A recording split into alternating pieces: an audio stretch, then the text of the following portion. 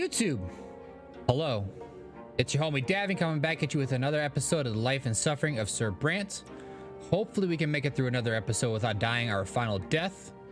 As always, if you guys are enjoying the content, make sure you leave a like or subscribe. Leave a comment below or not. Up to you. Either way, let's play. I will not lie to you guys. I am recording this the same day as part 4C because I'm impatient and I want to know what happens next. So hopefully this isn't the final episode. I kind of want to make it to the revolt. The mark of dishonor. Recent events have dealt a crushing blow to the reputation of the Brante family. You have slipped into the realm of infamy and disgrace. So far, the noble families of the city have patiently endured your transgressions, but now you have lost face in their eyes. Noble society is eager to bring your every dusty scandal back into the light. Old offenses, ancient grievances, and naturally, father's marriage to Lydia Brante and Gloria's noble origins. And they have surely not forgotten that the sons of Robert and Lydia Brante, David and Nathan, were born out of wedlock. None of the nobles will ever say this to your face, of course. Their behavior will seem perfectly ordinary on the surface. But no matter where you go, you will be followed by scornful glances and dismissive whispers. Robert Brante. We have to accept this and humbly bear this burden. All hope of being ennobled by the sword is lost. No matter what we do to restore our name, we will never wash away this mark of dishonor. I mean, it's not going to matter here pretty soon anyway.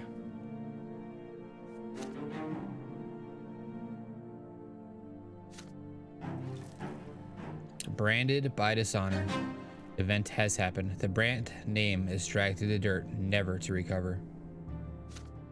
We'll see about that one, Chief.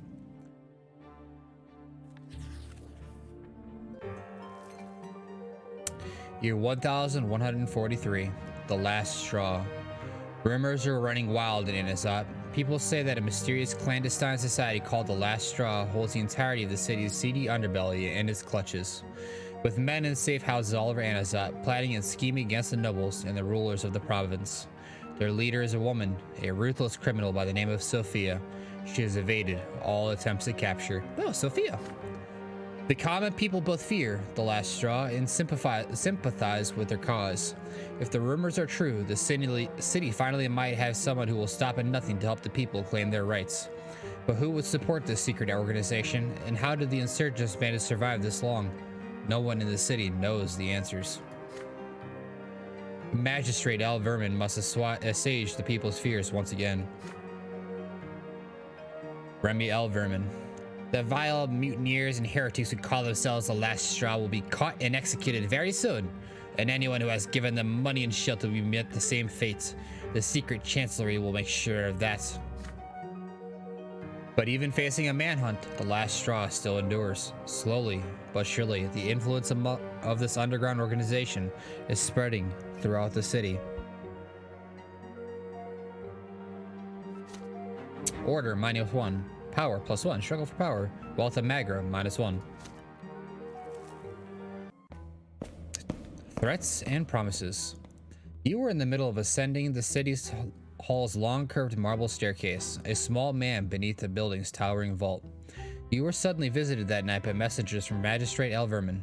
They insisted the reason was most urgent. You were already expected upstairs. There is a deafening silence in the lavishly decorated corridors, your footsteps the only noise you can hear. Finally, you enter the spacious room that is the office of Al Vermin, a stately official of considerable age. You find him sitting in his comfortable chair of carved wood. He acknowledges your presence with a nod. However, the magistrate is not alone. By the window of the office stands a tall Arcanian. The cape of the Imperial Legion covers his shoulders. He is Dorius Otten, the commander of Magra in the flesh. He does not even bother to turn around and look at you. The magistrate gestures you formally, beckoning you closer. Remy L. Vermin. Judge Brante, you have come at last. Sir Otten has been eagerly awaiting your arrival. You see, the commander has learned about a litigation being prepared against him at the prefecture. He demanded that an end be put to these machinations at once, and I humbly offered him my assistance. Slowly, Otten turns to face you. He eyes you with cold contempt. Dorius Sutton. Brante, you again. So you've been chosen to oversee this so-called case against me. I don't envy you. I will be brief. I will not stand idly by in the face of slander and baseless accusations. Give me your word of honor as a nobleman that you will do everything in your power to put a stop to this litigation. Only then will you be free to leave. I will treat any other answer as an insult against my noble lineage, and let it be known that Sir Elverman holds many positions, such as chairman's seat at the Court of Honor, which means that any insult will be soon followed by a legitimate duel of honor. I'm sure you know full well how others have fared in duels against me. Otten turns towards the window before you say anything, as if your answer has already been heard. Magistrate Elverman watches Otten, and you silently with a mysterious smirk. You stand before the two lords of the city, a young man only recently ennobled by the mantle. Any word that leaves your lips now will affect your fate. Well, our manipulation is not high enough.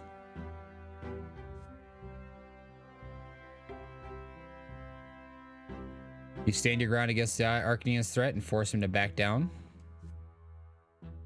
The magistrate favors you for your past achievements. You call in his favor to exchange, or you give him a reward. We're gonna retaliate.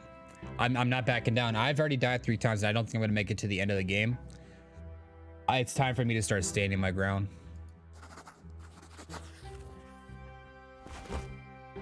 If Otten challenges to a duel, a lesser death is certain. Any attempt to avoid it will only delay the inevitable, so it would be best to confront him now. And so, head held high, place your hand on the hilt of your sword and take a step closer to Otten.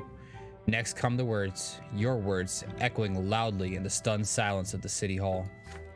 Indeed, you are the judge in charge of Otten's case, and you will see it through to the very end.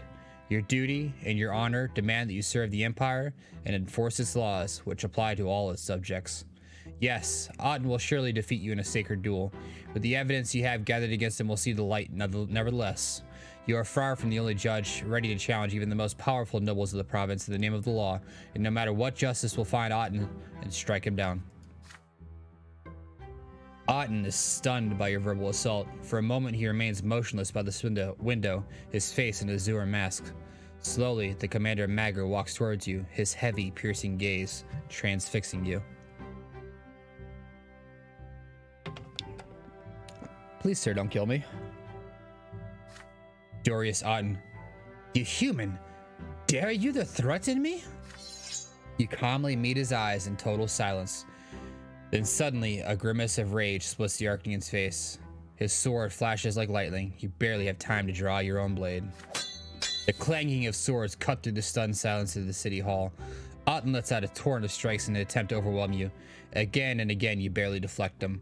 The Arcanian's command of the blade is impeccable. You cannot possibly stand your ground against him for long. You cannot find even a single opening to strike back as Otten's fierce assault drives you towards the window. A commanding voice calls out from the other side of the office. Remy Elverman. Sir Otten, what do you think you're doing? For a moment, Otten stops. This is your chance. You prepare to strike him down as quickly as you can. But the commander of Magra notices your movement. He steps to the side and runs you through with his sword. A cold wave washes over you as the steel enters the body. You slowly collapse onto the marble floor, barely able to move. Otten stands tall over you, panting with rage. Remy Elverman. Sir Otten, what have you done? This is no honorable noble duel. It is a murder in the heart of the city hall, in front of the chairman of the court of honor, no less. I insist that you leave Brante alone from him, now on. One death is enough for him. Having caught his breath, Otten slowly wipes his sword and sheathes it again. Dorius Otten. You forget yourself, Elverman. You're as much a human as he is. Still, what you say makes sense. This judge doesn't deserve my wrath, but if he ever tries to tarnish the name of Otten again, you lie prone at the feet of your murderer, your hands clutching at the wound in your chest, a tiny speck of red on your white dress shirt. Black clouds your vision. Your final thoughts freeze and slowly disintegrate as you leave your dead body and head for the glimmering white high above. Well, this is the end, guys. We didn't really make it very far into this chapter. Or not this chapter, but this episode. This is the end. 4th death. This is your 4th and final death. You spent all the time allotted to you by the gods. As you soar towards the shining pillar, you take one last glance down. You see thin, shimmering lines running along the ground. You observe the human fates with which your earthly life was connected. Fates that will now continue their course without you. Can I see them? Can I see what happens?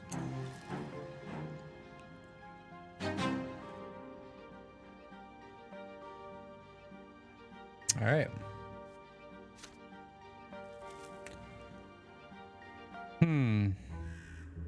Neither side could overcome the other. The fire of the revolt could not be extinguished. The province, and then the whole empire, fell on troubled times.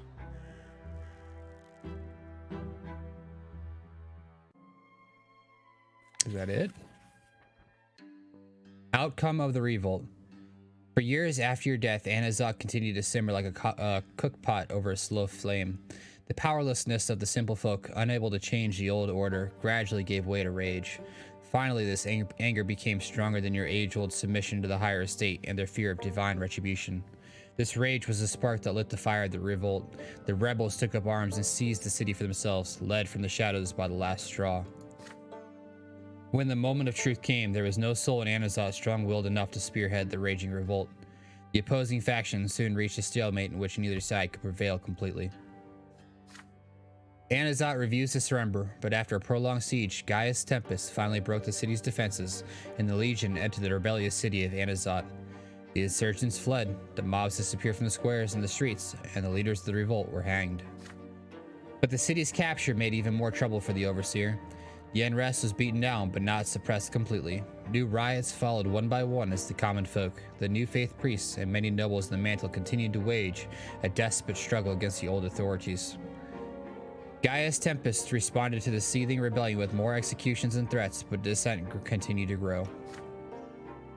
As the unrest in the city smoldered, the rest of the empire eventually caught wind of the Anazat revolt. Nearby migrant towns and villages saw their first riots soon after. Chaos began to spread across the empire. The empire responded to this enduring turmoil with ruthless action, but even with several villages and towns were drowned in blood, the riots only intensified. The dominance of the emperor and his dynasty began to wane. Power struggles broke out between the powerful nobles and the capital. Then a shocking event shook the empire to its core. Emperor Uther II was found dead in his palace, never to be reborn. His heirs, Jarian and Flavius, both disappeared without a trace. With no one to take the throne, the noble dynasties accused one another of plotting against the Tempest rule. Feuds and internecine strife became commonplace. And so began an age of anarchy, a time of massacre and riots, conflicts and bloodshot, chaos and unrest. There were no winners in this war against all, only survivors. The empire entered a dark and terrible age. What became of you? You have made your last and most important choice. Was your death worth it? Could you have chosen a different path? Either way, there is no going back. Your fate is sealed. There is no returning from the hereafter. And so you bid farewell to your mortal life. Everything you fought for, everything you strove for, all that is behind you. You are on your way to the shining pillars to wait the judgment of the twins. You can no longer change the world's destiny, but the choices you made and the deeds you did have left an indelible mark. The world will remember the life and suffering of Davin Brante. The honor of your death has come. Your soul has left your body, never to return. You are taken to the peak of the shining pillar. Every moment separates you more and more from the mortal realm. The link that once bound you to it's gone forever. You look up to see two divine visages watching you intently. The elder twin gazes upon you, full of sorrow and compassion. The younger examines you dispassionately, seeing your every act and thought. You've ascended from the mortal realm. From here, you are but one step away from partaking in eternal bliss atop the peak of this shining pillar. But first, you must be judged by them, just as every other soul born in this world has been judged since the time of immemorial. Only their judgment can decide whether you deserve to remain atop the peak or be hurled down to the foot. You stand before the twins, your very essence is laid bare before them, all the secrets of your inner self revealed in full. Your soul is like an open book to them, one that preserves the story of your entire life. You lie prostrate before the gods. The time has come to take responsibility for your mortal life. And the other twin asks, are you thankful to the gods for the life you lived?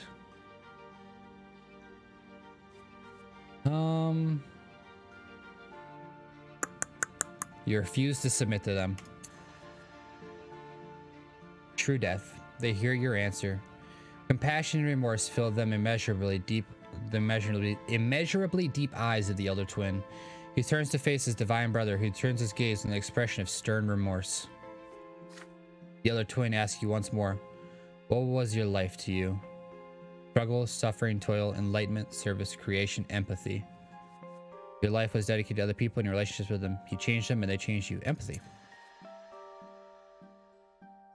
The elder twin bows his head wearily, considering your response, but the stern visage of the younger already looms above you. Human by the name of Brante, what did you live for? A cause.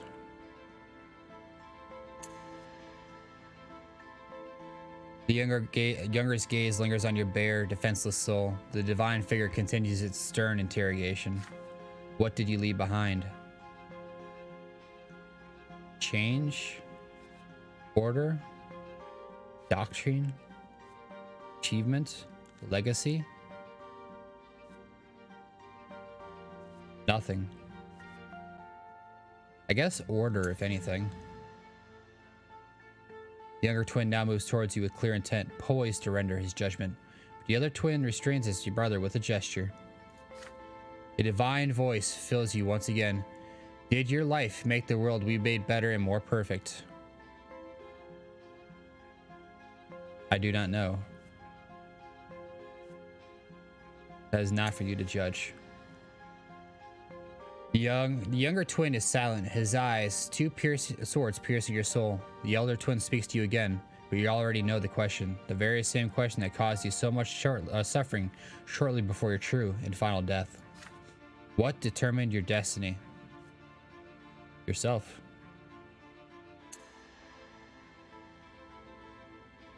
The twin gods exchange a glance that lasts a brief moment and all eternity. Then the hand of the elder twin reaches out to you, glowing with light and warmth. The gods offer you an unprecedented opportunity to change your destiny, to rewrite the book of your life. Would you take a different path this time? Yes. Yes. You reach out to the massive hand of the elder. He lifts you up and you are enveloped in a warmth and love. You want to stay like this forever. But you must return to the life you knew. The other twin's hand releases you. You fly down to the mortal world once more.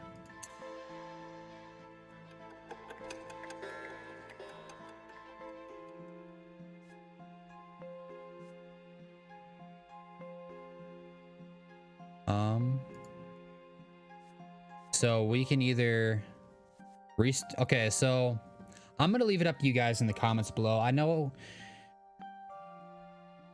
I should probably restart peacetime because I feel like a couple of those decisions could have been done and I didn't like the outcome of what those decisions, like I thought it was one thing was gonna happen and it didn't. Let me know in the comments below if you guys want me to start completely over from childhood or you want me to start the peacetime chapter over, because I feel like a lot of my decisions I would do the same. I would just handle peacetime a little bit differently, but it's such a long chapter, you know? So let me know what you guys think in the comments below. Should I start completely over and accept my fate, or should I restart with peacetime? This is going to be obviously a much shorter video than you guys are used to, but I had a lot of fun getting to this point. I could see the writing on the wall coming into this, and it's kind of sad that I wasn't able to see the story through. So I know that I will be playing this, whether it be on YouTube video or off of YouTube video, all the way through to the end to get the desired outcome that I want. Either way, much love, y'all. Appreciate y'all, and I'll catch you guys in the next video. Peace.